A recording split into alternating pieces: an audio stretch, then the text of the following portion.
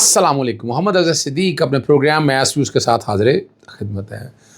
چھوٹا بھائی ہے، دوست بھی ہے حسن ایوب، اور اس نے آج ایک کاؤنٹر پیشر گوئی کر دی ہے اور ٹویٹ بیک گراؤنڈ پہ چل رہا ہوگا جس میں اس نے بڑی وضاحت کے ساتھ ایک بات کر دی ہے. اور کہا کیا ہے اس نے، میں نے بتایا کہ حسن ایوب جو باتیں کرتے ہیں وہ بعد میں حقیقت بن جاتی. وہ کہتے ہیں نیازی لا چل رہا ہے، میں کہتا ہوں نہیں، حسن ایوب لا چل رہا ہے. اس کے جواب میں انہوں نے کہا کہ آپ بے فکر رہیں، ابھی سے آپ کو حقیقت بتا دیتا ہوں کہ آپ کی جماعت اور اڈیالہ کے چانسلر کے لیے اگلا ستمبر بھی مشکل ترین ہوگا، کیونکہ راوی چین ہی چین لکھ رہا ہے.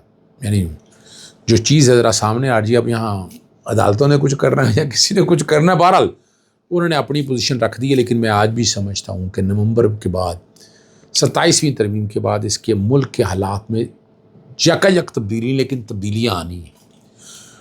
اور عمران خان صاحب کو زیادہ وقت جیل میں رکھنا مشکل ہے.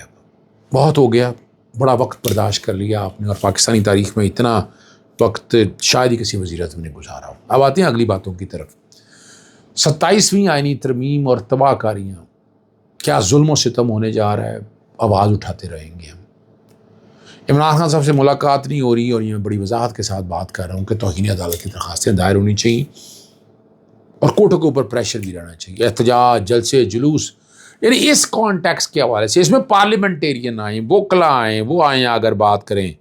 ٹھیک ہے نا جی، میں یہ بات کرتا ہوں میں آپ کے سامنے، میں اور کوئی بات نہیں کہنا چاہتا. چلیں، پیکا ایکٹ کے ظلم، جبر، دہشت گردی اور NCA کہاں کھڑی ہے، ذرا ان چیزوں پہ بھی گفتگو کرتے ہیں. جی، سب سے پہلی بات، سہیل آفریدی ہیں، ابھی تک ملاقات نہیں ہو سکی.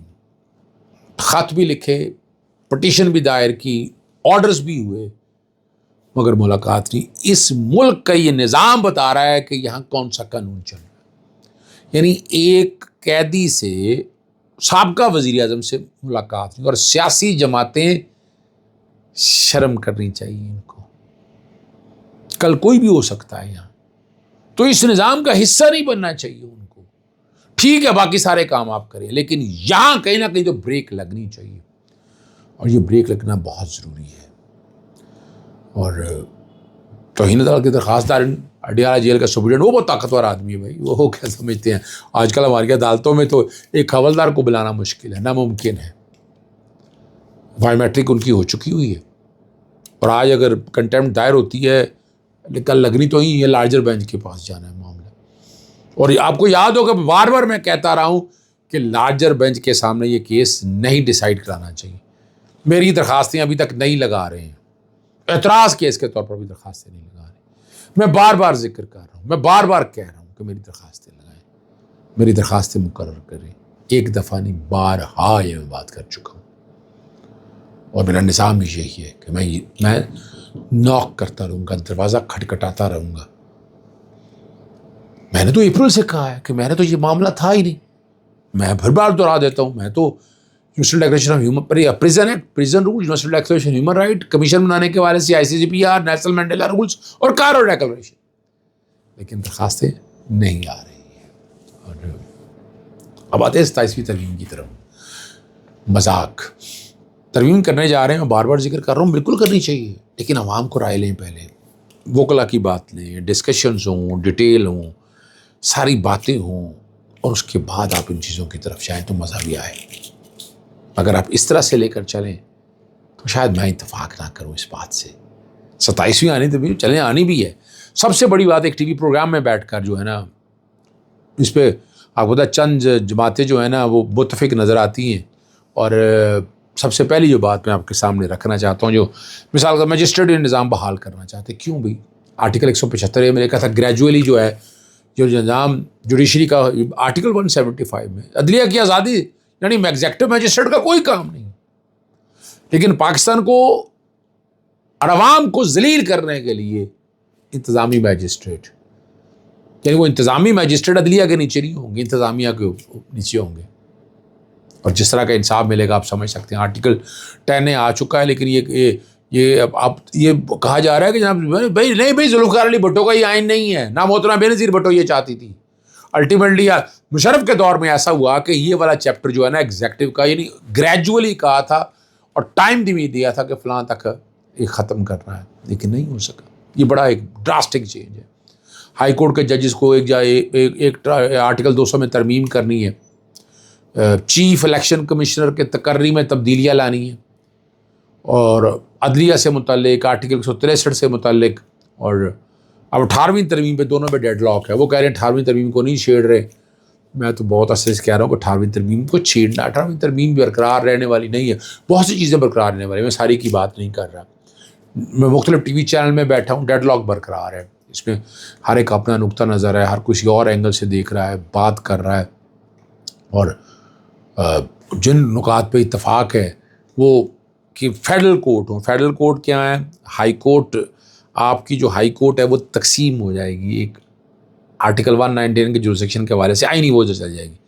باقی یہ ایک اپیل کو رہ جائے گا. کوئی ویسے کوئی ذکر کر رہا تھا کہ ہائی کورٹ کی حیثیت ایک شاید تحصیل کے لیول کے کورٹ کی ہو جائے. سمجھ نہیں ویسے مجھے ان کی بات آئی، سیشن کی ایک ڈسٹرکٹ کورٹ کے حوالے سے بات ہو جائے گی. یعنی وہ یہ ان کا کہنا ہے، یعنی جو ڈر اور خوف کسی بھی کانٹیکٹ سے. لیکن میں نہیں سمجھتا اس میں فیصلے تو ہوں گے. توہین عدالت کی کارروائیاں کتنی ہوں گی؟ ہاں یہ بات بڑی زبردست بات ہے. یہاں 27ویں ترمیم پہ جشن منائے جا رہے ہیں اور بہت سی باتیں ہو رہی ہیں کہ کیا ہونا ہے.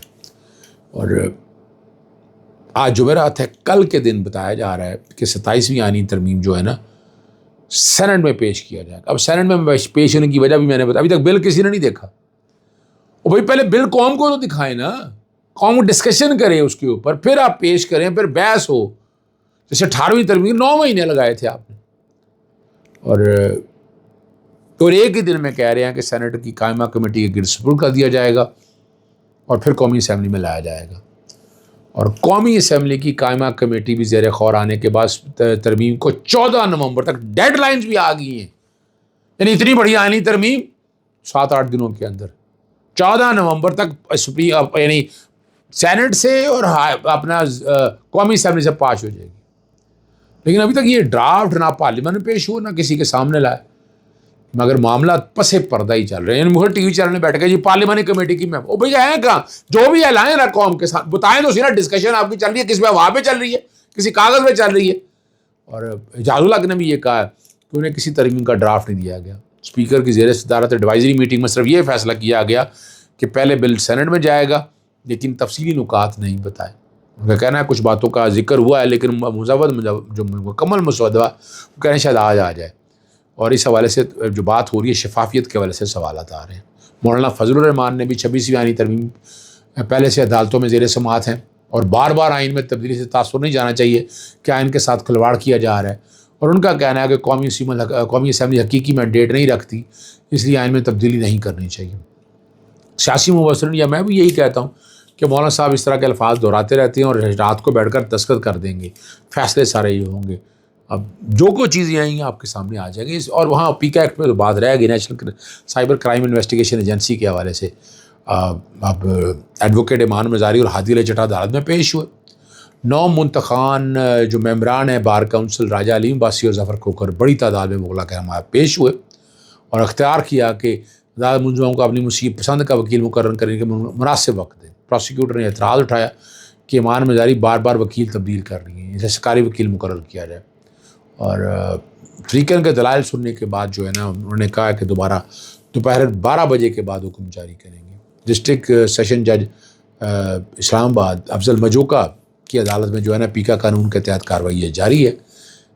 نیا وکالت نامہ جمع کرایا، مزید مہلت مانگی ہے اور درخواست یہاں ہونی نہیں ہے. نظر یہی آ رہا ہے فرد جرم کی کارروائی نئی وکیل کی موجودگی میں ہو. انہوں نے کہا جی فرد جرم پہلے ہی عائد ہو چکی ہے، مزید تاخیر مناسب نہیں. پروسیکیوٹر نے ملزمہ کی مہلت کی درخواست کی مخالفت کی لیکن یہ فیصلہ محفوظ کر لیا اور ناقابل ضمانت جو وارنٹ ہے نا وہ منسوخ کر دی ہے. اگر آپ کو ایک بات اور یاد ہو رہے گی، کسی نے کہا تھا کہ وہ وقت ذرا دور نہیں ہے جب لوگ انصاف کے لیے عدالتوں کے باہر احتجاج کرنے پر مجبور ہیں. آج یہ حقیقت بنتی نظر آ رہی ہے آپ کو. سپریم کورٹ کراچی رجسٹری کے باہر گجر اور اورنگی نالا متاثرین مسلسل تیسرے روز اس لیے احتجاج کر رہے ہیں کہ ان کی فوری سماعت کی درخواست کے باوجود کیس فرست میں جاؤ. آپ اندازہ لگا لیں یا بزرگ خواتین اور حضرات دور دور سے آ کر اپنے وہاں پر کھڑے ہیں. یہی صورتحال ہم نے عمران خان کے کیسز میں دیکھی ہے. 17 جنوری کو فیصلہ آنے کا متعدد بار جلی جماعت کی درخواستیں دی، مگر نہیں، میں تو شخانہ 2 کے حوالے سے میں اس کے اتفاق نہیں کرتا. 190 ملین کے کیس کے حوالے سے بات ہو رہی ہے، اور ہم کئی فیصلے ہم نے دیکھ لیے، سارا کچھ آ گیا، درخواست بھی کر رہے ہیں، لیکن میں اسٹریٹجی سے اتفاق نہیں کرتا. عدالتوں کے سامنے آنا ہے، احتجاج کریں، درخواستیں بھی دائر کریں، چاہے سپریم کورٹ بھی درخواست دائر کریں، ڈائریکشن دیں جناب، ڈے ٹو ڈے ڈیسائیڈ کریں. یہ تو آپ کا رائٹ ہے، آج بھی جا سکتے ہیں. اجازت چاہتا ہوں. السلام علیکم. اللہ حافظ. پاکستان زندہ باد.